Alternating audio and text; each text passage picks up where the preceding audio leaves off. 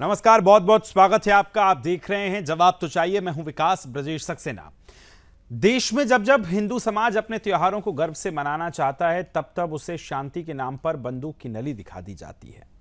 इस बार रामनवमी आई तो भक्ति के साथ चिंता भी आई, आरती के साथ पुलिस की घेराबंदी भी आई और शोभा यात्रा पर पत्थर बरसने का डर भी आया। बंगाल की जादवपुर यूनिवर्सिटी में जहां दशकों से सेक्युलरिज्म के नाम पर हिंदू आस्था को कुचला गया, वहां पहली बार रामनवमी मनाई गई है। लेकिन क्या सच में जीत है या फिर ये साबित करता है कि हिंदू समाज को अपने त्योहार मनाने के लिए अब भी विश्वविद्यालयों में अनुमति लेनी पड़ेगी? रामनवमी मनाने के लिए पूरे देश में पुलिस की तैनाती रही। जिन जवानों को अपने परिवार के साथ ये त्योहार मनाना चाहिए था, वो आज सड़कों पर नजर आए ताकि कोई दंगा ना हो जाए। सवाल ये कि आखिर दंगा जैसी स्थितियां क्यों पैदा होती हैं, ये कौन करना चाहता है? और क्या वही लोग हैं जो हर बार किसी ना किसी बहाने हिंदू त्योहारों को निशाना बनाते हैं? कितनी बड़ी विडंबना है कि बहुसंख्यक समाज को अपने ही देश में अपने त्योहार मनाने के लिए गली गली में सीसीटीवी, चौक चौराहों पर अर्धसैनिक बल और हर घंटे सोशल मीडिया मॉनिटरिंग का ये सब इसलिए है क्योंकि राम नाम लिया जा रहा है। जरा वो बगल में तस्वीरें भी दिखा दीजिए। तस्वीरें हम दिखाते रहेंगे और फिर आपको आज विस्तार से बताएंगे कि किस तरह से आज रामनवमी मनाई गई है। कुछ आज मिसालें भी पेश की गई। श्रीनगर के लाल चौक की तस्वीरें निकलकर सामने आई, जहां पर आज शोभा यात्रा निकाली गई। तो आपको यह भी बताएंगे कि आज किस तरह से संभल में जो है शोभा यात्रा मनाई गई। अलग अलग शहरों के कुछ दृश्य होंगे, कुछ तस्वीरें आपको दिखाएंगे। लेकिन सवाल तो यह है कि आखिर क्यों? पश्चिम बंगाल की अगर हम बात कर लें तो पश्चिम बंगाल सरकार ने सशर्त रामनवमी मनाने की शर्त रखी। लोगों से कहा कि आपको शर्त मानना पड़ेगी। अब इसी पर एक रिपोर्ट हमने तैयार की है। सबसे पहले आपको रिपोर्ट दिखाएंगे और उसके बाद फिर करेंगे चर्चा की शुरुआत। एक तरफ चर्चा चल रही है कि किस तरह से रामनवमी आज मनाई गई है, कहां कहां जुलूस निकाला गया, कहां कहां शोभा यात्राएं निकाली गई। लेकिन इसी बीच एक तस्वीर और निकल कर आ रही है राजधानी दिल्ली से। जरा ये तस्वीरें आप देख लीजिए। दिल्ली के जेएनयू में ये विरोध प्रदर्शन किया जा रहा है वक्फ के खिलाफ। प्रधानमंत्री नरेंद्र मोदी और गृह मंत्री अमित शाह के खिलाफ नारेबाजी की जा रही है। ये तस्वीरें सीधे हम आपको दिखा रहे हैं ब्रेकिंग के साथ। जरा इन तस्वीरों को दिखाइए कि जेएनयू में किस तरह से प्रदर्शन जो है चल रहा है।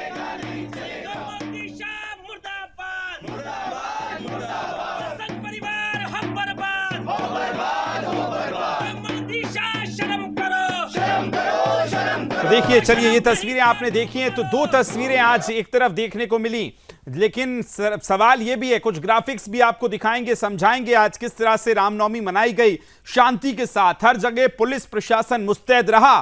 लेकिन सवाल यह कि आज हिंदू त्योहारों पर इस तरह की स्थितियां क्यों निकली कि पश्चिम बंगाल में सशर्त रामनवमी मनाने की बात कही गई।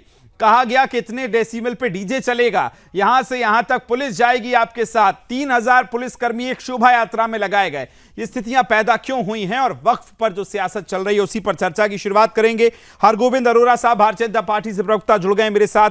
परिमल कुमार जी जेडीयू से प्रवक्ता हैं। हेतू खान साहब मुस्लिम स्कॉलर हैं। रमेश ठाकुर जी मेरे साथ जुड़ गए, राजनीतिक विश्लेषक हैं। सुमित मेहरोत्रा साहब टीएमसी से नेता प्रवक्ता।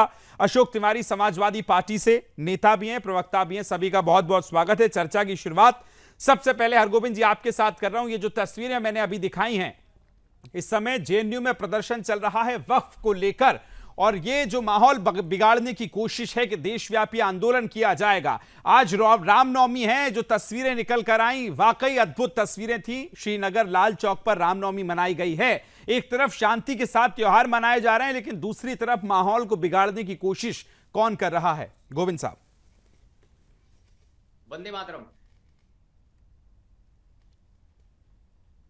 देखिए, देश का, मेरी आवाज आ रही है? जी जी आ रही है। देश का जो अभी आपके चैनल के माध्यम से आज भारतीय जनता पार्टी के स्थापना दिवस पर सबको ढेरों शुभकामनाएं। अब अपनी बात प्रारंभ करता हूं। देश का जो सच्चा मुसलमान है वो वीर अब्दुल हमीद, डॉक्टर एपीजे अब्दुल कलाम, इनको अपना आदर्श मानता है। और वो लाल चौक पे आज उसकी मिसाल आपको देखने को मिली। लेकिन यहां हिंदू और मुसलमान, देखिए, मुसलमानों को शिक्षा से दूर रखा गया एक योजना के तहत ताकि उनको भड़काना आसान हो। तो कौन उनको भड़काता है? ये वामपंथी और जेएनयू, जिसका उदाहरण आज सामने है। क्या आज अगर ईद का अवसर होता तो ये ऐसा प्रदर्शन करते जेएनयू में? और जेएनयू के इन छात्रों को सोचना चाहिए, यदि ये बिल पास ना होता तो वक्फ बोर्ड कल को अपना दावा जेएनयू पर ही ठोक देता कि ये तो उनकी जमीन पर है। तो ये जो 80 रुपए महीने में और 200 रुपए महीने में कमरों की मौज ले रहे हैं 5 स्टार होटल की, तो क्या ये ले पाते? इन्हें वो शिक्षा मिल पाती? अरे साहब, सोचने और समझने की इन्हें आवश्यकता नहीं है। ये चंद लोग ही तो देश का माहौल खराब कर रहे हैं।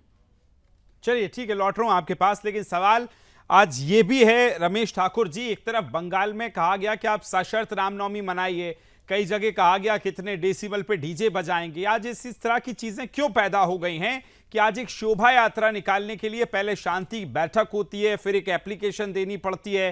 हालांकि ये देखिए ये तो चलता रहा है, लेकिन आज इतना सेंसिटिव माहौल क्यों बन चुका है? भगवान की कृपा से हमारा अगला जन्म ठीक हो जाए। रमेश जी, उधर एक रामकृष्ण आश्रम है हमारा नदी के, महाराज जी हमारे आते। रमेश जी आपकी आवाज मुझे लगता है क्लियर नहीं आ रही है, थोड़ा सा चेक कर लीजिए रमेश जी की आवाज क्यों नहीं आ रही है।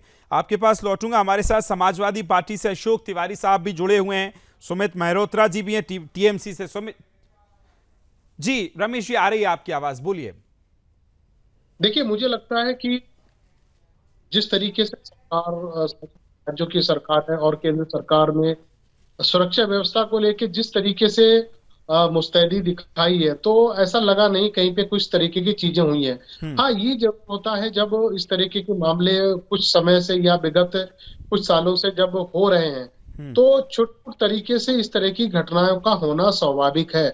और ये घटनाएं क्यों हो रही है ये आपको भी अच्छी तरीके से पता है, लोगों को भी तरह पता है। लेकिन इसमें कुछ अजारक तत्व जो हैं, जो इस तरीके की चीजों को करने में, घात लगाने में बिल्कुल बैठे रहते हैं, वो कल भी एक्टिव थे, वो आज भी एक्टिव है। वो मुझे लग रहा उनके ऊपर जब तक एक लगाम नहीं लग पाएगी, चाहे वो हिंदू हो चाहे मुसलमान हो, कोई भी हो, तो जब तक वो लोग पकड़ में नहीं आएंगे और प्रशासन उनको आइडेंटिफाई नहीं कर पाएगा, तो मुझे लग रहा है इस तरीके की चीजें होती रहती रहेंगी। जिस तरीके से हमने देखा पश्चिम बंगाल में ऐसी तस्वीरें कि आज पूरे पश्चिम बंगाल में आसनसोल से लेके 24 परगना तक आज शोभा यात्रा निकाली गई है रामनवमी को लेके, और लोग एक दूसरे को बधाइयां भी दे रहे हैं। उसमें तस्वीरें ऐसी भी कोई बताई जा रही हैं कि मुसलमान भी बाकायदा बाहर निकल के हिंदुओं को, सनातनी लोगों को एक आज बड़े पर्व की बधाई दे रहे हैं।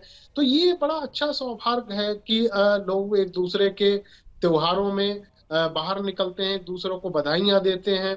लेकिन ऐसे में जो राजनीतिक करने वाले लोग होते हैं, वो इस तरीके की खुरापात करते हैं। मुझे लग रहा है ये खत्म भी होने वाली नहीं है, ये चीजें आगे भी चलती रहेंगी। संभल में आपने देखा, संभल में कभी सोच भी नहीं सकता था कोई कि शोभा यात्रा निकाली जा सकती, वो भी ऐसे समय में जब रामनवमी हो। वहां पे भी देखिएगा मुस्तैदी के साथ में प्रशासन ने सुरक्षा व्यवस्था को किया, और वहां सारी रैलियां भी आराम से निकली हैं। वहां पे भी छुटपुट तरीके से जो वाकई आज ये जो प्रशासन ने जवाब दिया है, हर एक स्टेट में आज जो तस्वीरें आई हैं, परमिल साहब आपसे ये मैं पूछना चाहता हूं, आज बिहार में भी बड़ी अच्छी तस्वीरें आई, भव्य शोभा यात्राएं निकाली गई और बहुत अच्छी तरीके से रामनवमी मनाई गई। लेकिन वक्फ को लेकर जो सियासत इस समय दिल्ली में चल रही है, प्रदर्शन वाली, जेएनयू में अभी नारे लगाए जा रहे हैं, और इसी के सुर में मिलाते हुए आज तेजस्वी यादव ने जो बयान दिया है कि हमारी सरकार यदि आई तो कूड़े में इस बिल को डाल दिया जाएगा, वो क्या समझाने की कोशिश कर रहे हैं? क्या पब्लिक को भड़काने की कोशिश है? जो संसद के दोनों सदनों से बिल पास हुआ, राष्ट्रपति जी ने जिस पर मुहर लगाई, जो कानून बना, उसको आप कैसे अस्वीकार कर सकते हैं? देखिए विकास जी, जहां तक हमारे आदरणीय नेता नीतीश कुमार का प्रश्न है, तो हमारे आदरणीय नेता नीतीश कुमार भारतीय धर्मनिरपेक्षता के जीते जागते उदाहरण है। आपने देखा होगा, आपको पता ही होगा कि राज्य शासन के दौरान, जंगल राज के दौरान 120 से अधिक दंगे हुए थे। लेकिन 2005 के से अभी तक 2025 तक छिटपुट कुछ घटनाओं को छोड़ दे तो न कोई मेजर दंगे हुए और न इस तरह की हत्याएं। तो उसका कारण है कि हमारे आदरणीय नेता नीतीश कुमार ने जो अल्पसंख्यक भाई हैं उनके विकास के लिए पर्याप्त प्रबंधन किए। जैसे आपको पता ही होगा कि बिहार में हमारे नेता ने जितने भी कब्रिस्तान थे उसका घेराबंदी सुनिश्चित किया, कब्रिस्तान भी वक्त की मस्जिदों की सुरक्षा सुनिश्चित किया। हमारे यहाँ सूफी परिपथ चल रहा है, उसका पिता जितने भी दरगाह है उसका सुरक्षा सुनिश्चित किया। इसके अलावा सभी के शैक्षणिक विकास के लिए, जैसे जो मदरसा है उसके मॉडर्नाइजेशन, कंप्यूटराइजेशन की व्यवस्था की गई। तमिल मरकज 10,000 केंद्रों पर उनकी व्यवस्था अपॉइंटमेंट किए गए। सभी स्कूलों में उर्दू शिक्षकों की नियुक्ति को प्राथमिकता के रूप में आइडेंटिफाई किया गया। और आपको बता दें कि बिहार सरकार ने बिहार बस विकास अब कार्यक्रम भी प्रारंभ किया, जिसके तहत जो सरकार ने 110 करोड़ रुपए का आवंटन किया बस बोर्ड के विकास के लिए, या बस संपत्ति के बेहतर प्रबंधन और विकास के लिए। देखिए, एक बात मैं स्पष्ट कर दूं कि जैसे बिहार में जो हमारे आदरणीय नेता नीतीश कुमार है वह सेकुलर है, उनके सेकुलरिज्म पर कोई प्रश्न नहीं उठ सकता। लेकिन हमारी जो विपक्षी पार्टी है, जो दंगा के लिए जानी जाती है, जिन्होंने दंगा करवाया और उनके जो भावनात्मक जो तथ्य थे उनका शोषण करके माई समीकरण के आधार पर उन्होंने बिहार में जंगल राज की स्थापना की। 2010 में आज ये लोग वक्फ के बोर्ड बिल का विरोध कर रहे हैं, तो 2010 में लालू प्रसाद यादव ने चिंता व्यक्त की और ऑन रिकॉर्ड है पार्लियामेंट में उन्होंने कहा था और सूची जारी की थी कि भाई बिहार पटना के डाक बंगला चौक पर कई ऐसी संपत्ति थी जिसका कई जी। लेकिन आज जो तेजस्वी यादव का बयान हम देख रहे हैं पिछले 2-3 दिनों से, तेजस्वी यादव या कांग्रेस जो है ना विध्वंसकारी पार्टी हो गई है। जैसे अभी आपने उदाहरण दिया, तो बिहार में कन्हैया कुमार यात्रा कर रहे हैं। आखिर कन्हैया कुमार क्यों पॉपुलर हुए? तो ये तो टुकड़े टुकड़े गैंग के सरदार रहे हैं, उन पर तो देशद्रोह का मुकदमा चलता रहा है। और जहां तक कांग्रेस, चलिए लौट रहा हूं आपके पास। सुमित मल्होत्रा साहब सुन पा रहे हैं क्या मुझे? सुमित जी, आवाज आ रही है आपको? चलिए, अशोक तिवारी और सुमित मल्होत्रा साहब को जल्दी से जोड़िए। तब तक मैं एक सवाल ले लेता हूं, और सवाल रमेश ठाकुर जी आपसे है कि आप जी के जो विरोध किया जा रहा है, आज जिस तरह से हमने तस्वीरें देखी जेएनयू में, all India Muslim personal law board कह रहा है कि हम देशव्यापी आंदोलन करेंगे, सड़कों पर उतरेंगे। ये क्या धमकी देने की कोशिश हो रही है, क्या मैसेजिंग देने की कोशिश है, जबकि वो कानून बन गया है कल देर रात? देखिए, मुझे लग रहा है ये आग जो लगी हुई है वो जल्दी शांत होने वाली नहीं है। ठीक है, विरोध होता है हर, चाहे वो अच्छा कोई कानून बने या बुरा कोई कानून भी हो, उसके लिए विरोध प्रदर्शन होता रहता है। लेकिन सबसे बड़ी बात है, अब कानून बन चुका है, राष्ट्रपति जी के द्वारा मोहर भी लग चुकी है। अब जो होना था वो तो हो गया है। अब इसमें जिस तरीके से आप देशव्यापी आंदोलन की जब बात कर रहे हो और शिक्षण संस्थाएं जहाँ पे पढ़ाई होनी चाहिए वहां पे आप ढोल बजा के इस तरीके की चीजें करते हो, वहां पे हर चीज में खलल पड़ रही है। तो मुझे लग रहा है इस तरह का विरोध नहीं होना चाहिए, और हो भी तो उसका एक सामान्य तरीका होता, प्रक्रिया होता। आप आइएगा रोड में, रामलीला मैदान जैसे बड़े पड़े वहां प्रशासन से आप उसकी इजाजत लेके आप उस तरीके का धरना प्रदर्शन आप लोग कर सकते हो। लेकिन ये बात कोई भी स्वीकार नहीं करेगा कि आप स्कूल, कॉलेज या फिर यातायात की ऐसी जगह जहाँ पे भीड़ भाड़ वाली कोई जगह हो, जहाँ पे लोगों को परेशानी हो सकती है, आप इस तरीके की चीजों को आप वहां पे चुनाव नहीं कर सकते हो।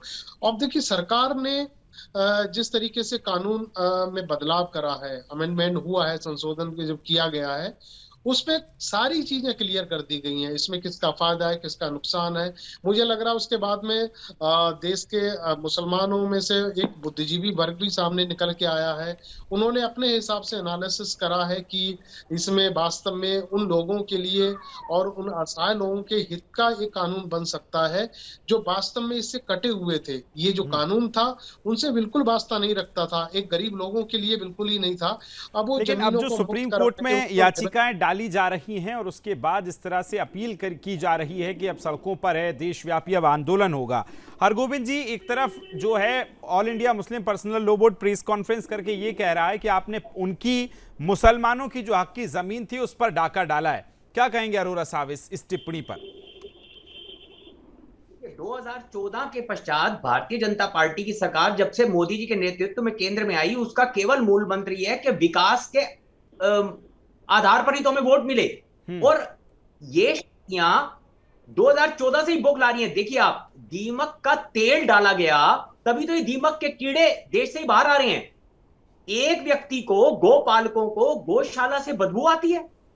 और ममता बनर्जी को आपके चैनल के माध्यम से पूछना चाहूंगा, क्या वो अपनी वसीयत करके जाएंगी कि मृत्यु के पश्चात उनका दाह संस्कार ना करके उन्हें कब्र में दफनाया जाए? नहीं करेंगी। क्योंकि अंत में मोक्ष तो उन्हें सनातन से ही मिलेगा ना, और मृत्यु के समय उनकी जीवा पे हे राम ही होगा। और दूसरा, ओवैसी जी को, भारत का मुसलमान नेताजी सुभाष चंद्र बोस ने जय हिंद का नारा दिया।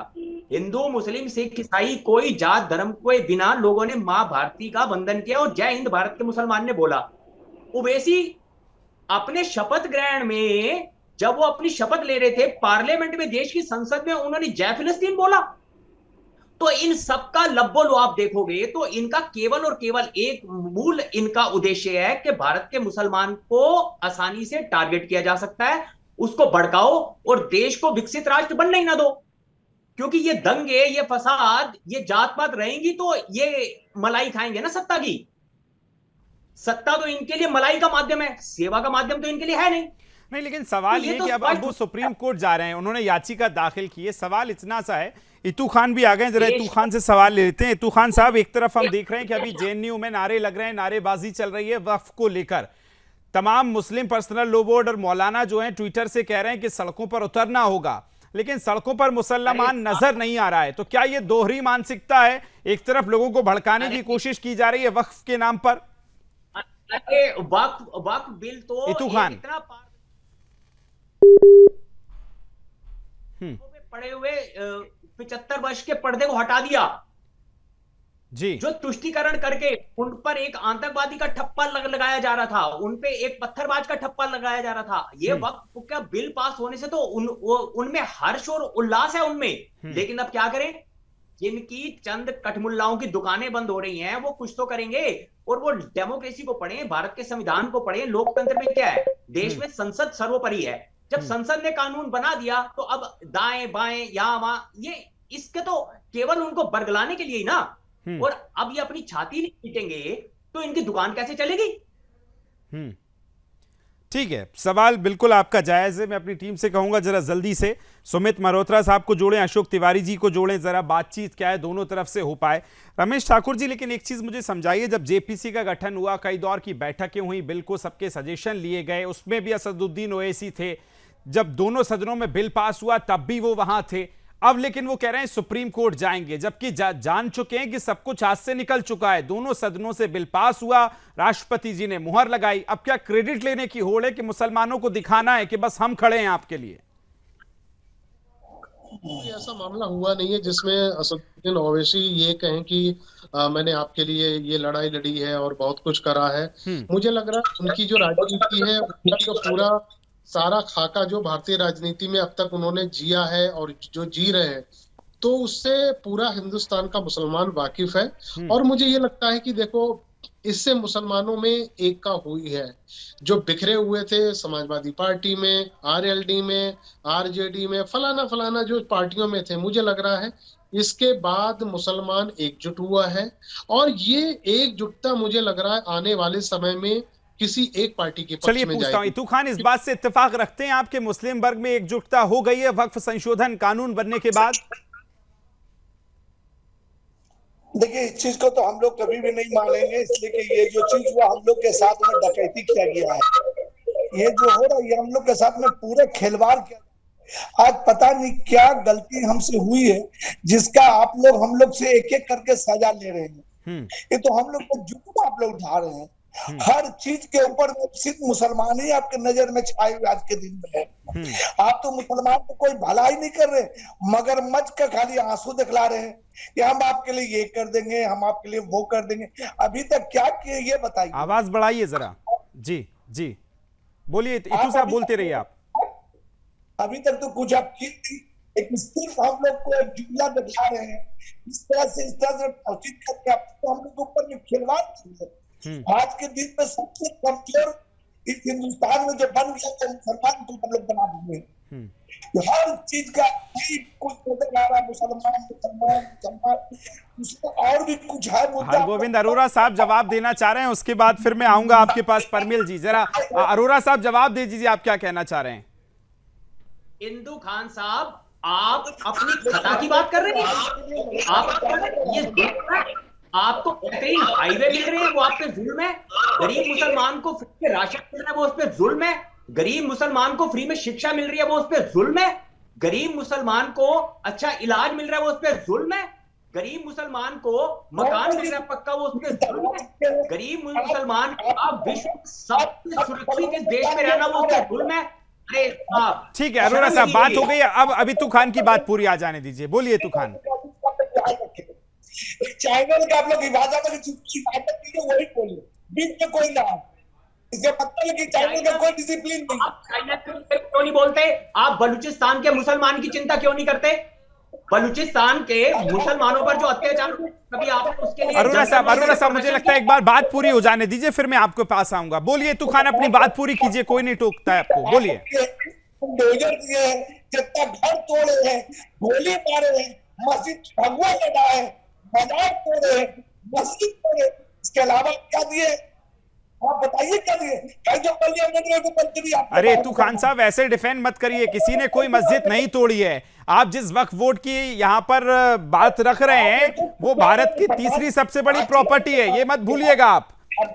दिल्ली के एयरपोर्ट से लेकर संसद तक सभी पे दावा है, तो इतना ऐसे मत प्रिटेंड करिए जैसे कोई बहुत बड़ा काम कर दिया गया है। परिमल साहब बोल लीजिए, आप क्या कह रहे हैं? अरे क्या 5 मिनट हमको बोलने का अवसर दें, 5 मिनट हमको बोलने का अवसर दें, तभी चीजें स्पष्ट।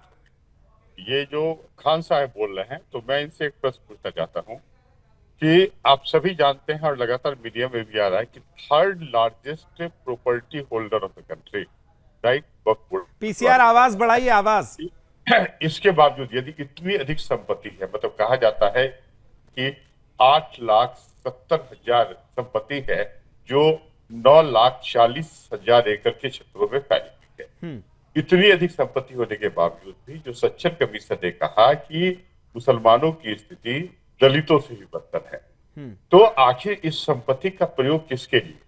मुट्ठी भर कुछ लोग बैठे हुए हैं जो अपने हित को साध रहे हैं। आखिर संपदा यदि है, कोई यदि संपत्ति है किसी भी कम्युनिटी की, देखिए ये हिंदू मुस्लिम का प्रश्न नहीं है, किसी भी कम्युनिटी के पास यदि कोई संपत्ति है और उसका उद्देश्य होता है वेलफेयर, तो इट मस्ट बी राइट।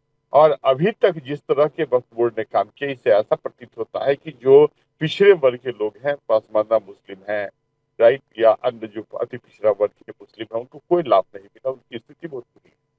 तो यदि सरकार ने उसको रेगुलेट करने का प्रयास किया, और समझिए कि धार्मिक मुद्दा ये नहीं है, राजद जैसी पार्टी, कांग्रेस जैसी पार्टी इसको रिलीजियस कलराइजेशन देने का प्रयास कर रही है, वक्फ बोर्ड। अच्छा परमिल साहब एक चीज बताइए, अब विपक्ष ये भी कह रहा है कि आपकी पार्टी के 4 नेता आपकी पार्टी छोड़ दिए हैं, तो क्या इस विरोधाभास को झेलने के लिए आप एकदम तैयार हैं? एकदम, देखिए जनता दल यूनाइटेड इंटैक्ट है और यहाँ कोई फ्रॉडिज्म नहीं चलता, या सिंबॉलिक प्रोटेस्ट और किसी का समर्थन हम लोग नहीं करते। आप समझिए, हमारे आदरणीय नीतीश कुमार वोट की चिंता नहीं करते, वोटर्स की चिंता करते हैं। और चूंकि बिहार में क्या है मैं आपको बता दूं कि 73% जो मुस्लिम पॉपुलेशन है वो पासमानदा मुसलमानों और अति पिछड़ा वर्ग के मुसलमानों के का है। और जब ये बिल पर एक्ट जो अधिनियम बना, इससे 73% मुसलमानों को, हमारे मुस्लिम भाइयों को फायदा मिलेगा, तो निश्चित रूप से ये मुसलमानों के अल्पसंख्यक लोगों के हित में है। इसको कुछ पार्टियां जैसे इसको काम नहीं, ठीक है, यही सवाल मैं पूछ रहा हूं इतू खान साहब से कि इतू खान जी एक चीज बताइए कि सरकार ने कहा कि वो लोग जो गरीब मुसलमान हैं, मुसलमानों में भी चाहे वो पासमानदा हो, जो गरीब हो, अगर उनको जमीन मिलती है, उनके हक की जमीन पर जो ठेकेदारों ने, चंद जो अमीर जो बैठे हैं उस समाज में भी, उनको ज्यादा चिंता है क्या इस बात की? जो गरीब मुसलमान है वो सड़कों पर नहीं है इस बिल के विरोध में। इतू खान देखिए, आप लोग जो भी चीज बनाइएगा वो तो एक मुद्दा तो लगना होगा कि हम गरीब की भलाई कर रहे हैं। किसी का गर्दन काटने जाइएगा, घर में डकैती करने जाइएगा, तो उसको तो बोलिएगा कि भाई हम इसके वजह से डकैती कर रहे हैं, पहले तो आपको दिखलाना होगा। अरे इतू खान कैसी बात कर रहे हैं, कौन सी गर्दन काटने वाली बात हो रही है? काटने फाटने वाली बात यहाँ मत करिए। इतने मुसलमान गरीब बच्चे को हम पढ़ा रहे हैं, इतने मुसलमान गरीब बच्चे को नौकरी दिए, इतने गरीब मुसलमान का मकान बनवा दिए, गरीब बच्चे को जेल में डाले हैं, गरीब बच्चे का घर तोड़े हैं। इसके अलावा क्या किए? हम लोग मुसलमान गरीब बच्चे लोग हज करने जाते थे, उसके सब्सिडी थी, उसको आप लोग छीन लिए। ऑन स्क्रीन लाइए, अगर कोई नहीं है तो इतू खान जी को रखिए बस। कौन सा गरीब का भलाई आप कर रही है बताएं तो? सिर्फ जुमलाबाजी आप लोग कर रहे हैं। ये आपकी सरकार जो है ये जुमलाबाजी करके गर्दन इतू खान जी, मेरी डिबेट पर आप आए तो आंकड़ों के साथ आइए। अब मैं आपके पास आऊंगा तो आप मुझे आंकड़ों के साथ ये बताइएगा कि कितने लोगों की गिरफ्तारियां हुई वक्फ से लेकर रामनवमी तक, जिस तरह की चीजें अभी सियासत चल रही हैं उसी पर चर्चा है। हरगोविंद साहब, आपके पास आ रहा हूं। जरा इतू खान ने अभी जो कहा कि गरीब मुसलमानों के साथ आपने जो किया है, किसी को जेल में डाला है, किसी को ये हुआ है, कैसे देखते हैं आप? किस तरह की बात इतू खान साहब जो कर रहे हैं, क्या कहेंगे उस पर? ये तो आज बहुत अच्छा अवसर है कि इतू खान साहब पैनल में हैं और उन्होंने ये बहुत अच्छी बात उठाई कि गरीब मुसलमान के विषय में। देखिए इतू खान साहब, पश्चिम बंगाल में तो आपकी मत की और आपकी इच्छा की सरकार है ना, वहां मुसलमान की हालत पूरे देश में कैसी है? और दूसरे, पश्चिम बंगाल में आप 10 इंडस्ट्री के नाम गिना दीजिए जो इतने वर्षों के ममता दीदी के शासनकाल में लगी हो और जिसमें मुसलमान को रोजगार मिला हो, जहां मुसलमान को अच्छा स्कूल मिला हो, शिक्षा मिली हो, तो आप उसको बताने में असमर्थ रहेंगे। कारण आपको केवल बहकावे में आना है और बहकाना है। जो मुसलमान बहकावे से निकलेगा वो अब्दुल कलाम और वीर अब्दुल हमीद बनेगा। इन चंद मुट्ठी भर देश के दुश्मनों के बहकावे में रहकर आप आज तक आप लोगों ने अपना आज तो खराब किया, आने वाली अपनी संतानों का भविष्य भी आप खराब करेंगे। तो आपकी अपनी संतानें आपसे पूछेंगी, कल इतिहास आपसे पूछेगा कि जब अवसर मिला तो आप एक मुख्य धारा में शामिल क्यों नहीं हुए? ठीक है, इतू खान कुछ बोलना चाह रहे हैं, बोलिए इतू खान, बोलिए। देखिए वो बताएं कि ममता सरकार में क्या हुआ। ममता सरकार में हम वेस्ट बंगाल में रहते, आज के दिन में यहाँ शांति और सुकून और मोहब्बत जो भाईचारा वो कहीं नहीं है। पहली बात। दूसरी बात आपको बताओ, ये तो थोड़ा हास्यास्पद हो जाएगा इतू खान, लेकिन ठीक है। चलिए, अशोक तिवारी साहब जुड़ गए, समाजवादी पार्टी से नेता हैं, बहुत लेट आए अशोक जी, फिर भी स्वागत कर रहा हूं। बहुत बहुत शुभकामनाएं रामनवमी की आपको। आज देश भर में जो तस्वीरें आई हैं, श्रीनगर लाल चौक से लेकर रामनवमी जो मनाई गई है और संभल तक, आज तो मतलब गजब की शोभा यात्राएं निकाली गई, क्या कहेंगे उस पर? लेकिन सवाल यह भी है कि एक अभी ब्रेकिंग आई कि जेएनयू में अभी नारेबाजी चल रही है, बड़ा प्रदर्शन हो रहा है वक्फ के खिलाफ। दोनों पे आपके ओपनिंग कमेंट। जी जी जी, देखिए रामनवमी पूरे देश के लिए है, कोई एक व्यक्ति के लिए है नहीं। राम सबके हैं और राम का सबके सभी हैं। यहाँ पर धर्म का भी सवाल नहीं उठता। राम हमारे ऐसी शक्ति, प्रभु श्री राम की शख्सियत ऐसी है जहाँ हिंदू मुसलमान कोई जाता है, तो देश का सवाल है। और रामनवमी मनाई गई, हर्षोल्लास से मनाई गई, बड़ी खुशी की बात है, गर्व का विषय है, अच्छी बात है। हम भी रामनवमी मनाया है, हमने भी घर में पूजा किया है, तो सवाल इसका तो कोई सवाल ही नहीं है। भारतवर्ष में रामनवमी नहीं मनाई जाएगी तो कहाँ मनाई जाएगी? सवाल इस बात का है कि वक्फ का आपने किया। वक्फ बिल पे ऐसा है कि वहां पर जो है विवादास्पद है ही है, तो उसमें कुछ लोग सहमत नहीं है, कुछ लोग सहमत हैं। जो सहमत नहीं है वो अपना प्रदर्शन कर सकते हैं, अपनी बात रख सकते हैं, सभी को अधिकार है रखने का। तिवारी तो जी, ऐसा है ना, देखिए आप तो बड़े फैक्ट पे बात करते हैं जितना मैं आपको जानता हूं, तो जरा बता दीजिए कैसे गलत है। आज अरोरा साहब को बताई दीजिए वक्फ कैसे गलत है। देखिए कैसे गलत है ये तो टेक्निकल विषय है, लेकिन वक्फ में जो है जितने अधिकार सरकार ने अपने पास रखे हैं उस पर शंका है लोगों को, उस पर लोगों को जो है पूरी तरह से विश्वास सरकार पर नहीं है। जैसे उसने पहले कार्य किए, नोटबंदी किया। अब अशोक तिवारी जी, देखिए यही है ना, कहते हैं कि सियासत में बीच का फलसफा नहीं होता, या तो होता है या नहीं होता। शंका के आधार पर अगर आप बहस करेंगे और कहेंगे कि टेक्निकल चीजें हैं, तो क्या टेक्निकल चीजों पे हमारा चर्चा करने का अधिकार नहीं है क्या? नहीं, अधिकार है आपका। नहीं, अगर आप विरोध जता रहे हैं तो मैं बहुत उम्मीद करता हूं कि अशोक तिवारी जी बहुत स्टडी करते हैं, स्टडी के साथ विरोध करेंगे आज। मैं स्पष्ट रूप से कहना चाहता हूं, जिस तरह से अधिकार सरकार ने अपना लिया है, जिस तरह से नियंत्रण किया है, जिस तरह से जो है डीएम को जितने अधिकार दे दिए हैं, उससे लगता है कि जैसे रेलवे में जिस तरह से संपत्ति थी रेलवे की, उसको अलॉट किया सरकार ने, डिफेंस की संपत्ति को अलॉट किया, ऐसे ही वक्फ में भी बहुत बड़ी संपत्तियां हैं और उन संपत्तियों के साथ खिलवाड़ कर सकती है सरकार।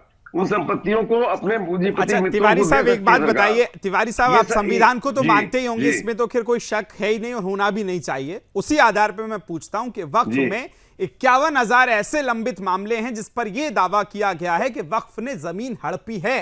क्या उन 51,000 लोगों को इस संविधान के तहत ये बात मानने का अधिकार नहीं होना चाहिए कि अपनी वो आवाज उठा पाए? नहीं, पहले भी अधिकार थे उनको, पहले नहीं भी थे, ऐसा नहीं था कि नहीं अधिकार थे नहीं पहले था। अधिकार। जी जी, बिल्कुल बिल्कुल अधिकार थे, पहले भी अधिकार थे उनको, पहले भी वो अपनी आवाज उठाते थे। यहाँ तक कि अगर ट्रिब्यूनल में जाने के बाद अगर उनको कुछ होता था, दिक्कत होती थी, तो ट्रिब्यूनल को भी जो है, उनका जो ट्रिब्यूनल है उसको भी सवाल यही है कि विरोध क्या, रमेश ठाकुर जी आपके पास आ रहा हूं, क्या विरोध इसी चीज का है कि आवाज अब उठा दी जाएगी, अब डीएम ट्रांसपेरेंसी ले आएंगे, क्या विरोध इसी चीज का हो रहा है क्या? नहीं, बिल्कुल सही कहा, विरोध ट्रांसपेरेंट चीजें नहीं है, इसका ही हो रहा है। देखिए, जब इसका ड्राफ्ट बना था तब सरकार ने किसी को नहीं बताया, और जेपीसी की मीटिंगों में क्या जगदम्बिका पाल जो अध्यक्ष इनके थे, वो उनके साथ में मीटिंग में क्या बात करना था, क्या वो सरकार का मसौदा उनके साथ में नहीं रखा। तो यहाँ से विपक्ष को लगा कि ये शायद गुपचुप तरीके से कोई चीजें लाई जा रही हैं, और इसका खाका तब पता चलेगा जब इसको इम्प्लीमेंट कर दिया जाएगा। बिल्कुल, बात इतनी सी है, इसीलिए मैं कह रहा हूं परिमल साहब, अगर यदि आपका घर है और मैं कोई भी बिल ले आए या कानून बना दिया जाए, घर तो आपका ही होगा, अगर कोई पूछेगा आप एविडेंस दिखा देंगे, फिर इतनी चिंता क्यों है? All India Muslim personal law board आज अगर प्रेस कॉन्फ्रेंस करके कह रहा है कि देशव्यापी आंदोलन होगा, हमारे हकों पर डाका डाल दिया है, तो हक तो बताइए कि कौन से पे डाका डाला है? अरोरा साहब, परिमल साहब।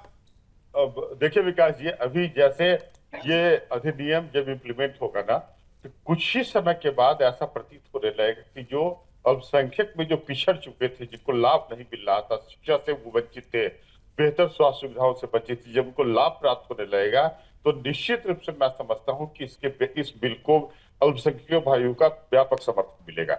जहां तक अभी यूसुफ खान जी बोल रहे थे तो कि मस्जिदों के साथ छेड़छाड़, तो मैं आपको बता दूं कि ये जनता दल यूनाइटेड ने जेपीसी के सामने ये शर्तें रखी थी कि इस एक्ट को रिट्रोस्पेक्टिव इफेक्ट से लागू नहीं किया जाए। इसका मतलब है कि बिहार में जितने भी मस्जिद हो, कब्रगाहों को सुरक्षित किया गया है, उससे कोई छेड़छाड़ नहीं होगी। यह तो एक्ट आगे के अधिनियम के लिए है। और दूसरी बात की ट्रांसपेरेंसी तो होनी चाहिए। देखिए, सच्चर कमीशन ने कहा था कि कुछ नॉन मुस्लिम एक्सपर्ट को भी इंक्लूड किया, तो सरकार ने उसको इंक्लूड किया। दूसरी बात, उसने कहा था कि प्रॉपर ऑडिटिंग सिस्टम डेवलप किया जाना चाहिए, तो सरकार ने कहा कि भाई अब सीएजीआई भी अन्य संस्थाओं की तरह इसका ऑडिट करेगी। उससे बुरा क्या है? और यदि मान लीजिए कि यदि कोई एक्ट है, जैसे देखिए हमारे पार्टी का अब रूप बहुत स्पष्ट है कि यदि कोई ऐसा तथ्य है जो डायरेक्टली और इनडायरेक्टली किसी धर्म से संबंधित भी है ना, हालांकि जबकि बिल कभी भी धर्म से संबंधित आ सकता है, ये तो संपत्ति से संबंधित मामला है। यही बात सदन में भी रखी गई है। ठीक है, लौट रहा हूं। अरोरा साहब, एक तरफ गृह मंत्री साहब कह रहे हैं कि अमित शाह जी ने कहा कि ये कानून है और इसको हर देश के नागरिक को मानना पड़ेगा, लेकिन all India Muslim personal law board press conference करके उसके तमाम मौलाना सोशल मीडिया प्लेटफॉर्म पर डाल रहे हैं कि आंदोलन करिए, सड़क पर उतरिए, देशव्यापी आंदोलन करिए। तो क्या यह खुला चैलेंज है आप लोगों के लिए, सरकार के लिए, सिस्टम के लिए, प्रशासन के लिए? नहीं, मैंने शुरू में ही, मैंने कार्यक्रम के प्रारंभ में ये कहा था कि ये चंद लोग उनको भड़काएंगे ना, क्योंकि इनकी दुकानदारी तो तब चलेगी। लेकिन आज क्या सरकार तैयार है अगर देशव्यापी किसान आंदोलन जैसा कोई आंदोलन शाहीन बाग अगर दोबारा बनाने की कोशिश की गई तो? देखिए, शाहीन बाग कुछ बहकाए हुए लोगों का था, उसके बाद मुस्लिम समाज में नहीं उसकी निंदा की। और ये बिल्कुल इतना पारदर्शी था कि मुस्लिम समाज में बार बार कह रहा हूं कि उनकी आंख पर जो 75 वर्षों से पर्दा पड़ा हुआ था वो हट गया, दूध का दूध और पानी का पानी हो गया। और अभी अशोक भाई ने कहा कि इससे शंका उत्पन्न हो गई। अरे शंका तो सामान्य मुस्लिम समाज में है ही नहीं, शंका तो समाजवादी पार्टी और कांग्रेस जैसे इन दलों में है कि इनके हाथ से जो तुष्टीकरण वो वोट बैंक निकल जाएगा। ये इनको चिंता है, इनको चिंता राष्ट्र की नहीं है, इनको चिंता मुस्लिम समाज की नहीं है। यदि इन्हें मुस्लिम समाज की चिंता होती तो आज तो मुस्लिम समाज का जीवन स्तर बेहतर। चलिए, बहुत जल्दी से रमेश जी आपकी आखिरी टिप्पणी, फाइनल कमेंट ले रहा हूं मैं। रमेश जी बोलिए। देखिए, मुझे लग रहा है ये जो मामला है, मैंने पहले भी कहा, शांत होने वाला नहीं है, आगे तक जाएगा। अब इसमें ये देखने की वाली बात आ जाएगी, इसमें राजनीतिक नफा नुकसान किस पार्टी के लिए कितना होने वाला है। अब जिस तरीके से अभी जो जेडीयू के जो हमारे साथी उन्होंने कहा कि नीतीश कुमार जी वोटों की परवाह नहीं करते हैं, उन्होंने बिल्कुल सही कहा। बिल्कुल सही कहा, लेकिन इसकी तस्वीर मुझे लग रहा है आगामी चुनाव में इनको दिखाई दे जाएगी, तब ये पता चलेगा कि 73% पासमानदा मुसलमान चलिए का बाकी साथ देखना जेडीयू को देखना मिलेगा। दिलचस्प होगा, लेकिन अभी समय मुझे वादी कर रहा है। हरगोविंद जी, परिमल जी, तू खान साहब, रमेश जी, आपका, सुमित जी और अशोक जी, सभी का बहुत बहुत धन्यवाद। समय मेरे पास इतना ही था। सभी को रामनवमी की एक बार फिर बहुत बहुत शुभकामनाएं। और जवाब तो चाहिए में फिलहाल आज के लिए इतना ही। मुझे मेरी पूरी टीम को दीजिए इजाजत। नमस्कार।